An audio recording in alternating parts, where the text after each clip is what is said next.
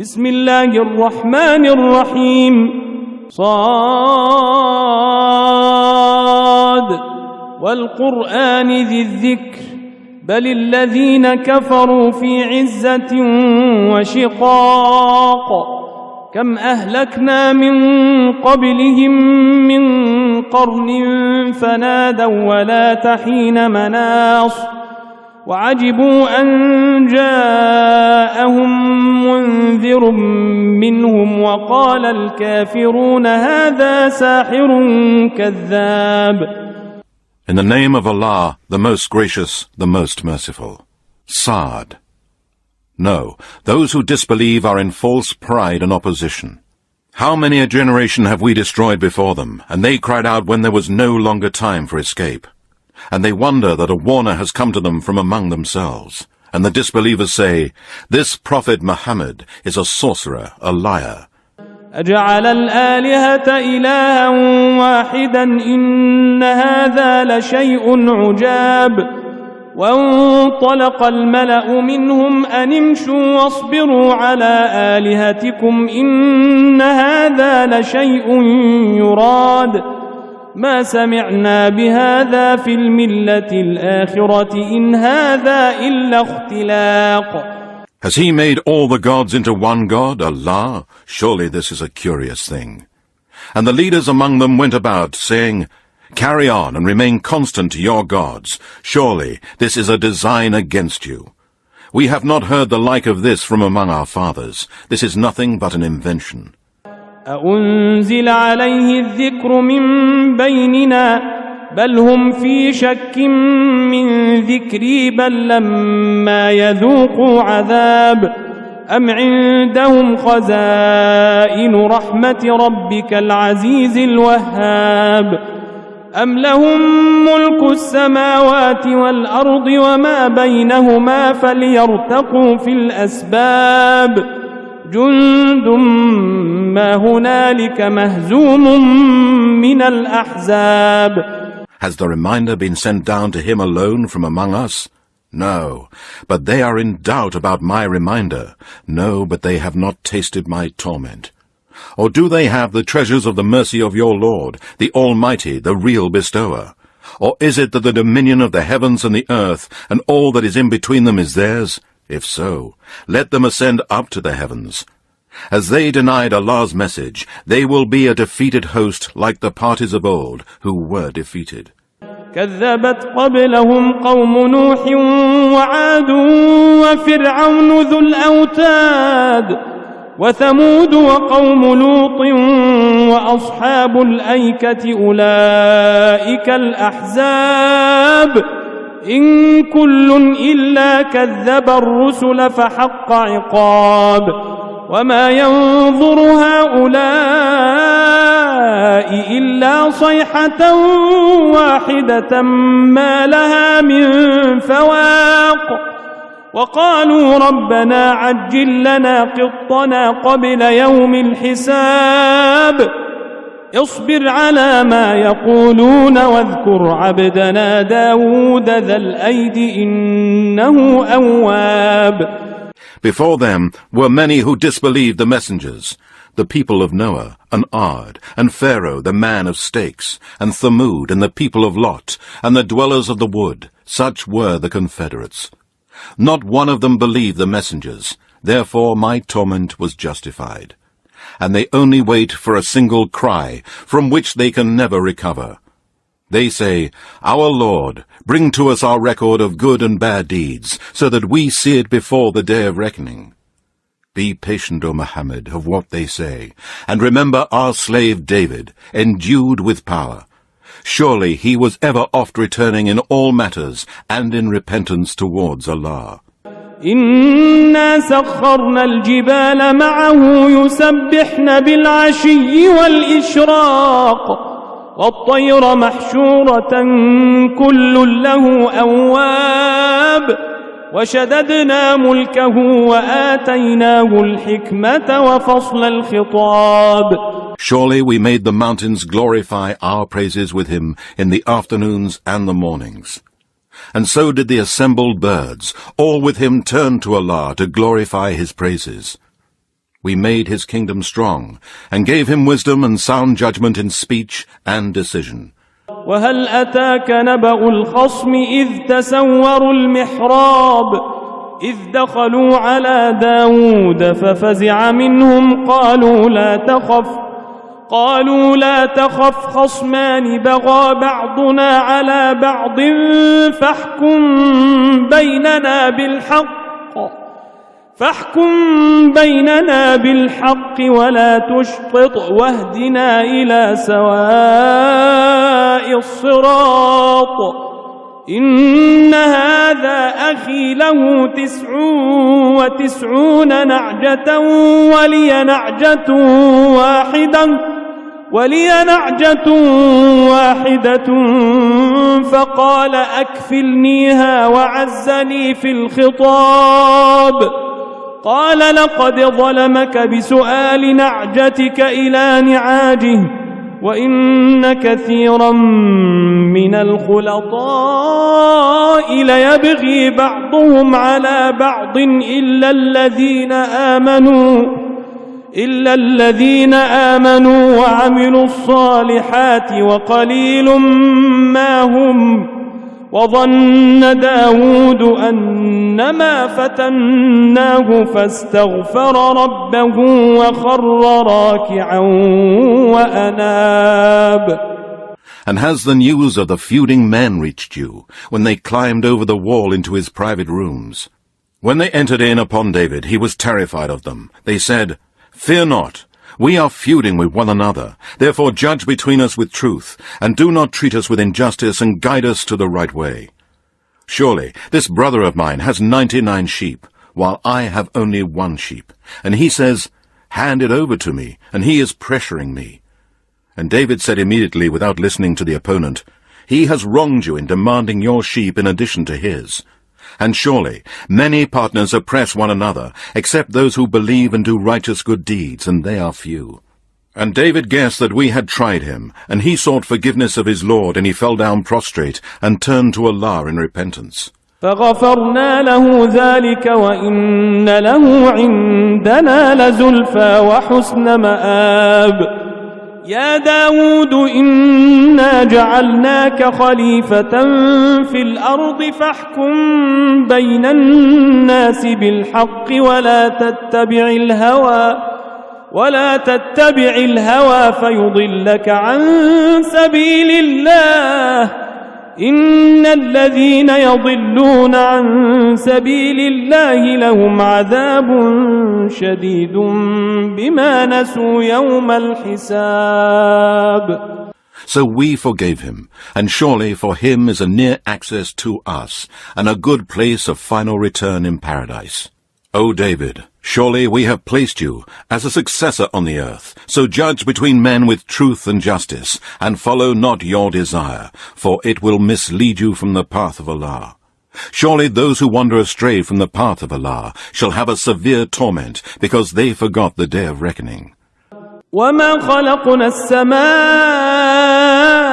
وَالْأَرْضَ وَمَا بَيْنَهُمَا بَاطِلًا ذلك ظن الذين كفروا فويل للذين كفروا من النار أم نجعل الذين آمنوا وعملوا الصالحات كالمفسدين في الأرض أم نجعل المتقين كالفجار كتاب أنزلناه إليك مبارك ليدبروا آياته وليتذكر أولو الألباب.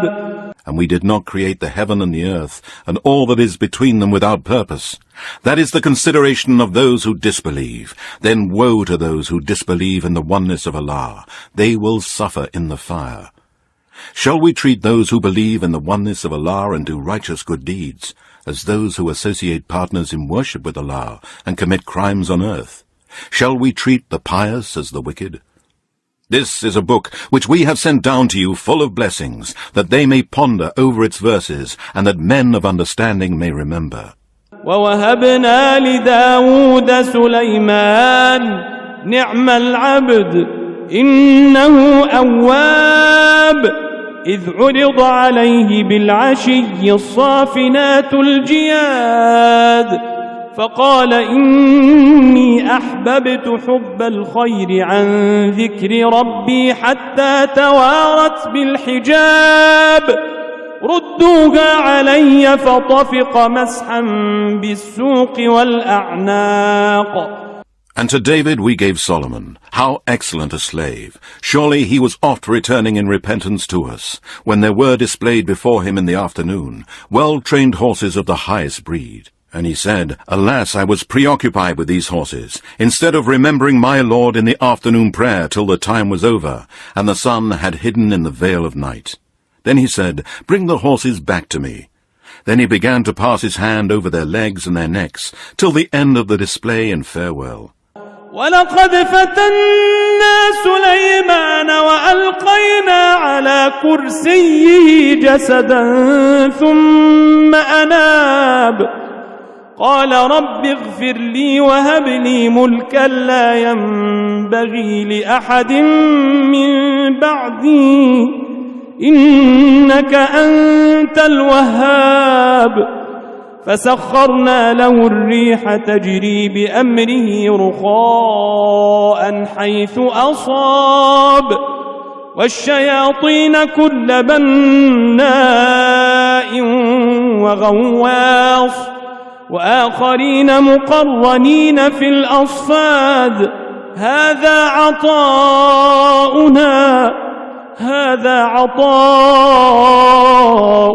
فامنن أو أمسك بغير حساب وإن له عندنا لزلفى وحسن مآب.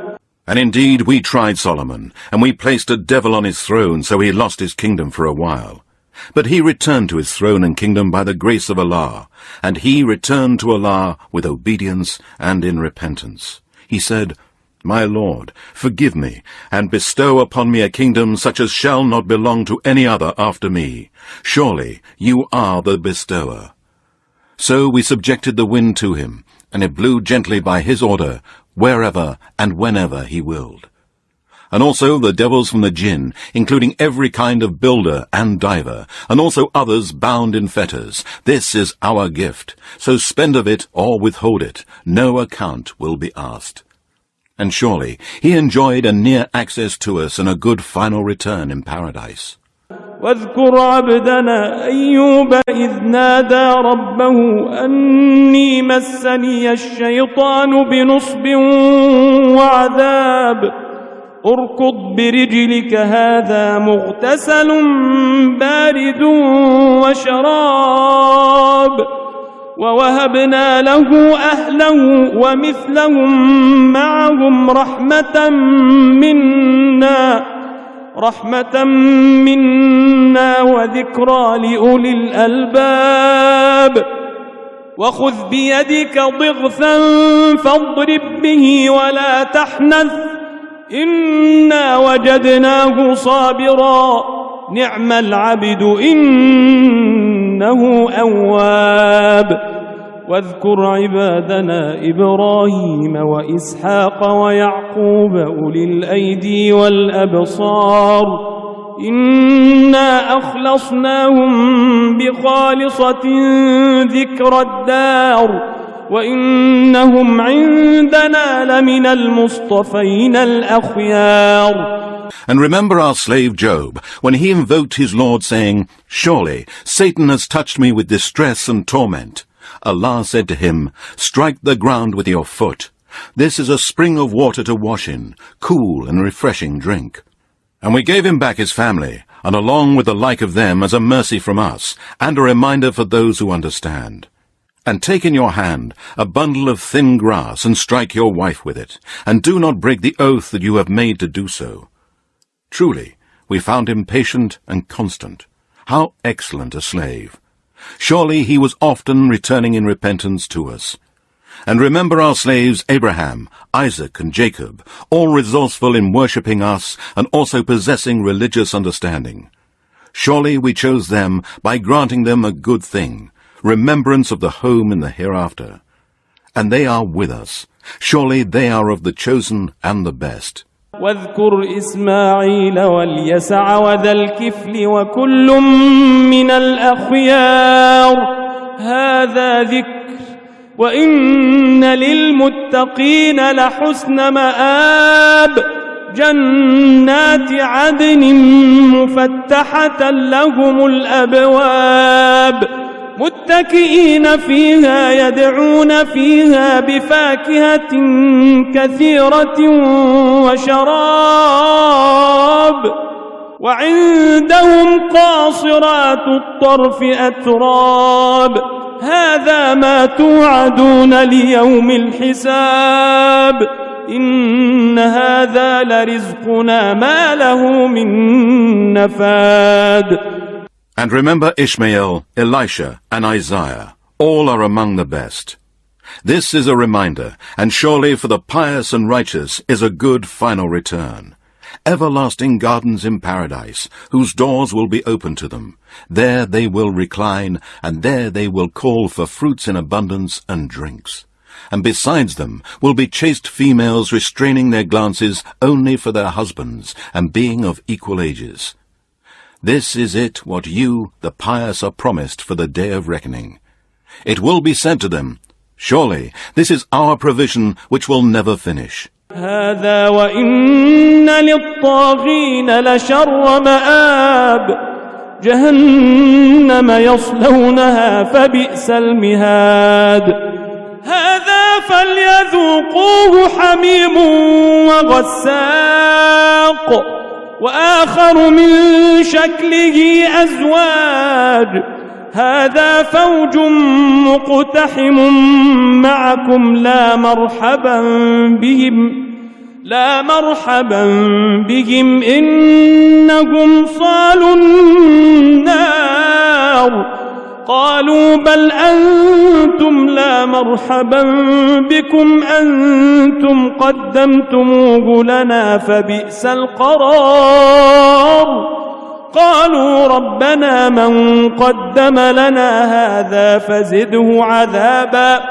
فزده عذابا ضعفا في النار. This is so.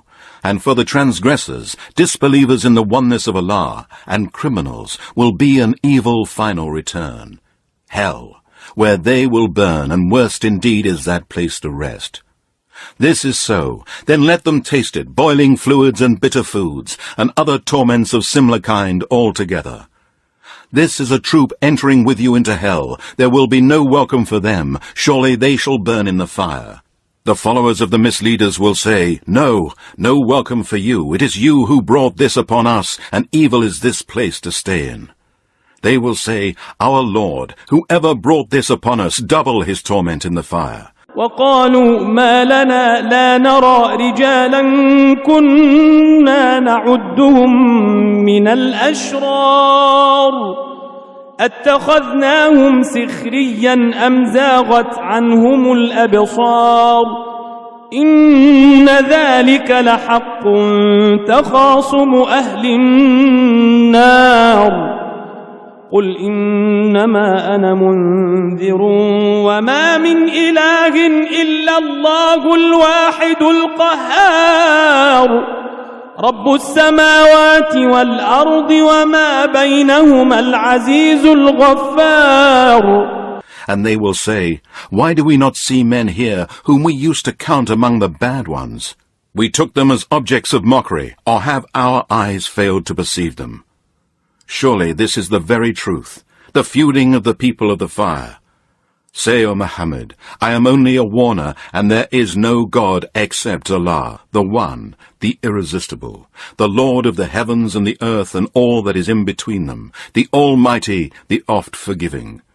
قل هو نبأ عظيم أنتم عنه معرضون ما كان لي من علم بالملأ الأعلى إذ يختصمون إن يوحى إلي إلا أنما أنا نذير مبين إذ قال ربك للملائكة إني خالق بشرا من طين فإذا سويته ونفخت فيه من روحي فقعوا له ساجدين فسجد الملائكة كلهم أجمعون إلا إبليس استكبر وكان من الكافرين. Say, this Quran contains awesome news, but you turn away from it. I had no knowledge of the angels on high when they disputed and discussed, but this has been inspired to me, and I am only a plain warner. Remember when your Lord said to the angels, "Truly I am going to create man from clay. When I have fashioned him and breathed into him his soul created by me, bow down to him." So the angels bowed down, all of them, except Satan. He was proud and was one of the disbelievers.